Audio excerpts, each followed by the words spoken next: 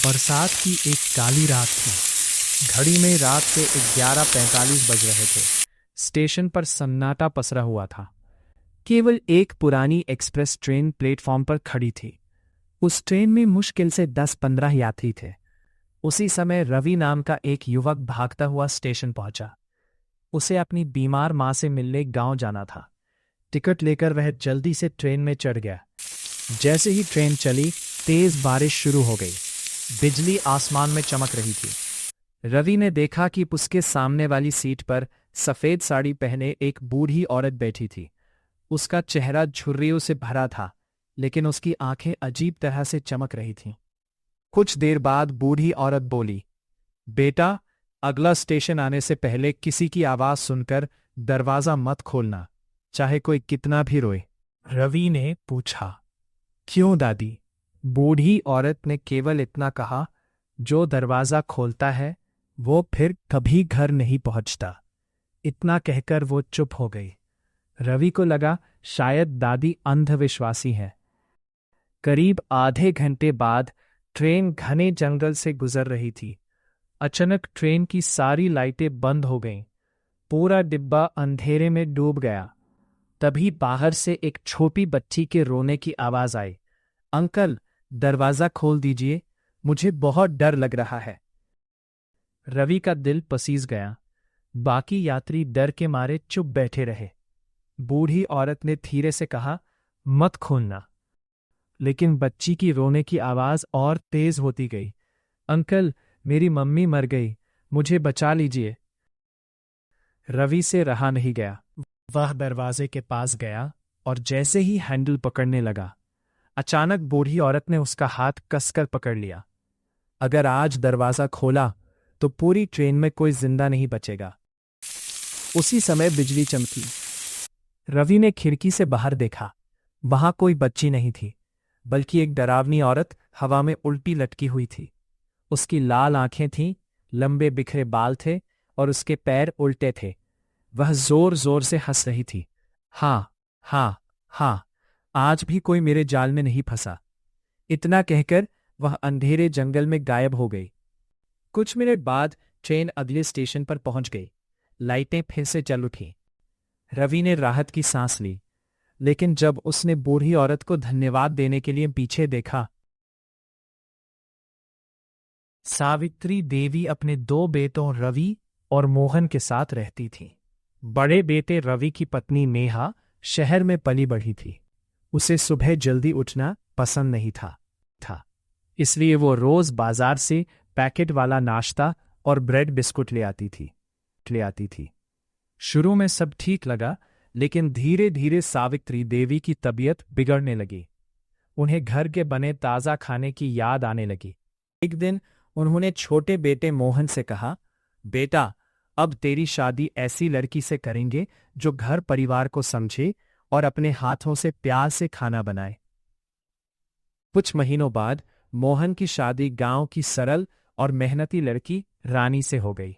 शादी के बाद नेहा ने रानी को रसोई दिखाते हुए कहा, यहाँ गैस है और ये तैयार मसाले हैं, बस इन्हीं से खाना बना लेना।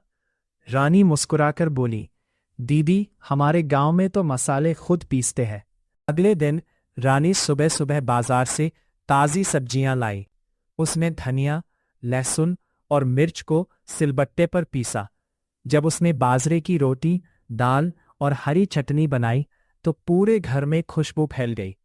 सावित्री देवी ने खाना खाकर कहा, बेटी, ऐसा स्वाद तो बरसों बाद मिला है।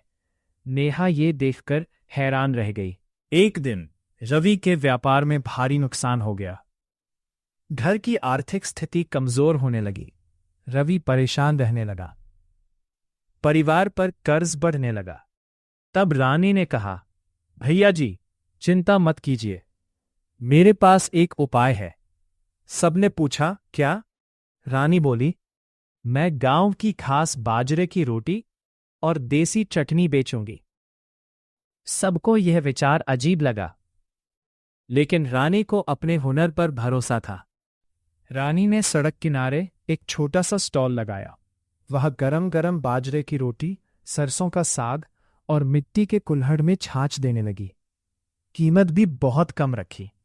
पहले दिन कुछ ही ग्राहक आए, लेकिन जिसने भी खाना खाया वह अपने दोस्तों को लेकर वापस आया।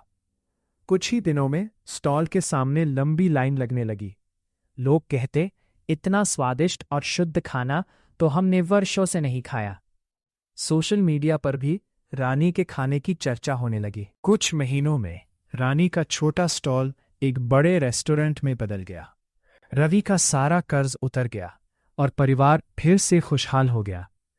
एक दिन नेहा ने रानी से कहा, बहन, मैंने हमेशा सोचा था कि आधुनिक चीजें ही सबसे अच्छी होती हैं, लेकिन तुमने सिखाया कि मेहनत, सादगी और ताजगी का कोई मुकाबला नहीं।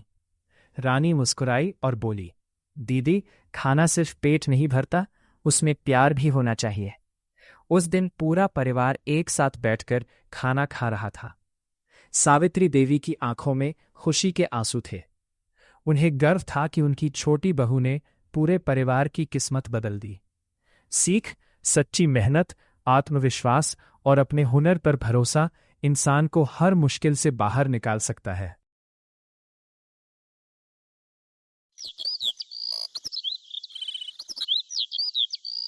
रामपुर गांव में रमेश नाम का एक बहुत ही सीधा और ईमानदार हलवाई रहता था। वो शुद्ध और स्वादिष्ट मिठाइयां बनाता था। उसकी आर्थिक स्थिति बहुत खराब थी। उसी गांव में एक बड़ा और अमीर हलवाई था जिसका नाम था भक्तराम। भक्तराम बहुत ही लालची और घमंडी था। वो अपनी मिठाइयों में मिलावट करता था, लेकिन पैसों के दम पर उसने रमेश की दुकान के सामने एक बहुत बड़ी दुकान खोल ली और गांव वालों को भड़े कर रमेश का काम पूरी तरह बंद करवा दिया। रमेश के पास अपनी दुकान का किराया देने के भी पैसे नहीं बचे। मकान मालिक ने रमेश को 2 दिन का समय दिया और कहा, अगर परसों तक किराया नहीं मिला तो दुकान खाली करो और गांव छोड़ दो। रमेश बहुत दुखी हुआ और अपनी पत्नी से बोला, अब हमारे पास कोई रास्ता नहीं बचा। कल से मैं जंगल जाकर सूखी लकड़ियां काटूंगा ताकि घर का चूल्हा जल सके। अगले दिन रमेश भारी मन से जंगल में लकड़ी काटने गया। दोपहर के समय जब वो एक पेड़ के नीचे थका हुआ बैठा था, तभी वहां से एक बूढ़े और कमजोर साधु महाराज गुजरे। साधु बाबा भूख से बेहाल थे। उन्होंने रमेश से कहा, बेटा, मैं सुबह से भूखा हूं, क्या तुम्हारे पास कुछ खाने को है? रमेश के पास खुद खाने के लिए सिर्फ एक सूखी रोटी और थोड़ा सा अचार था, जो उसकी पत्नी ने बांध कर दिया था। लेकिन रमेश ने बिना सोचे समझे अपनी पूरी रोटी साधु महाराज को आदर सहित दे दी। साधु बाबा उसकी नेक दिली से बहुत खुश हुए और बोले, बेटा, तुम्हारी ईमानदारी और दयालुता ने मेरा दिल जीत लिया। मैं तुम्हें एक गुप्त रास्ता बताता हूं। इस घने जंगल के बीचों बीच जादुई रसोई लगती है, जो केवल रात के 12 बजे खुलती है। वहां तुम्हें दुनिया की सबसे बेहतरीन और जादुई मिठाइयां मात्र 1 रुपए किलो में मिलेंगी। तुम उन्हें लाकर अपने गांव में बेचना। साधु बाबा के बताए अनुसार रमेश रात को हिम्मत करके जंगल के अंदर गया। रात के 12 बजते ही पेड़ों के बीच से एक सुनहरी रोशनी निकली और वहां एक आलीशान रसोई प्रकट हुई, जहां अदृश्य रूप से स्वादिष्ट मिठाइयां बन रही थीं।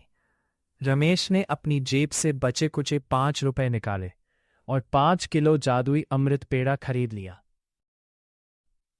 अगले दिन रमेश ने गांव के चौक पर वो पेड़ा बेचना शुरू किया। जो भी उस पेड़े को खाता, उसका मन खुश हो जाता और उसकी छोटी मोटी बीमारियां भी ठीक होने लगती। देखते ही देखते रमेश की दुकान पर लोगों की लंबी कतारें लग गईं। रमेश अब हर रात जंगल जाता, जादुई मिठाइयां लाता और बहुत ही कम दाम में गांव वालों को बेचता। कुछ ही दिनों में रमेश ने अपनी दुकान का सारा कर्ज चुका दिया और एक सुंदर सा नया घर भी बना लिया। रमेश की यह तरक्की देखकर अमीर हलवाई भक्तराम को जलन होने लगी। उसने सोचा, ये कंगाल रमेश रातों रात इतना अमीर कैसे हो गया? जरूर कोई चक्कर है। एक रात भक्तराम ने चुपके से रमेश का पीछा किया और उसे जंगल की जादुई रसोई से सामान खरीदते देख लिया। भक्तराम के मन में लालच आ गया। उसने सोचा, कल रात मैं अकेले आऊंगा और इस रसोई की सारी जादुई मिठाइयां और सोने के बर्तन चोरी कर लूंगा। अगले दिन वह आधी रात को अकेले उसी जगह पहुंचा, लेकिन वहां कोई रसोई नहीं थी, सिर्फ घना अंधेरा था। वह गुस्से में चिल्लाने लगा। अगली सुबह जलन के मारे भक्तराम ने गुस्से में आकर रमेश की दुकान में चुपके से आग लगा दी, लेकिन गांव के चौकीदार ने उसे आग लगाते हुए देख लिया। सुबह गांव में पंचायत बैठी। सरपंच और गांव वालों ने भक्तराम को रंगे हाथों पकड़ लिया। सरपंच ने फैसला सुनाया, भक्तराम, तुमने जलन में आकर रमेश का नुकसान किया है। अब तुम्हें रमेश की नई दुकान का पूरा खर्च उठाना होगा और अपनी आधी संपत्ति गांव के गरीब लोगों में बांटनी होगी, वरना तुम्हें गांव से निकाल दिया जाएगा। भक्तराम ने रोते हुए अपनी गलती मानी और रमेश से माफी मांगी। रमेश ने अपनी दयालुता दिखाते हुए उसे माफ कर दिया। कहानी की सीख, सच्चाई और नेकदिली की हमेशा जीत होती है, जबकि लालच और जलन इंसान को खुद ही बर्बाद कर देते हैं।